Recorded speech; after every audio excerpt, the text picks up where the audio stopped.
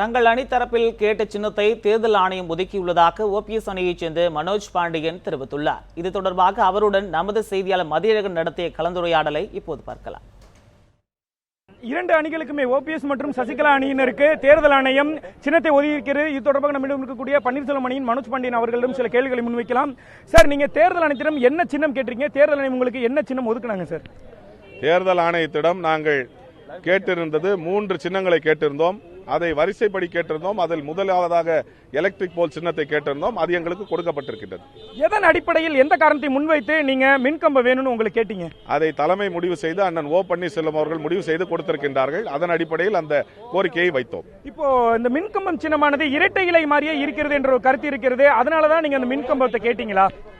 அதை தலைமையினுடைய முடிவை நாங்கள் நிறைவேற்றினோம். அதன் அடிப்படையில் ஒதுக்கப்பட்டிருக்கின்றது. உங்களுக்கான முதல் வெற்றி இதை எடுத்துக்கலாமா சார்? உங்களுக்கு புரட்சி தலைவி அம்மாவின் பெயரை தாங்கிய இந்த அணியினுடைய அங்கீகாரம் கண்டிப்பாக முதல் வெற்றியாக தான் கருதப்படும். ராயப்பேட்டை தலைமை அலுவலகத்துக்கும் நீங்க உரிமை கேட்கிற ஒரு தகவல் வந்திருக்குது. அது தொடர்பாக நீதிமன்றத்தை அல்லது தேர்தல் ஆணையத்தை நாடுவதற்கான வாய்ப்பு எதுவும் இருக்கிறதா?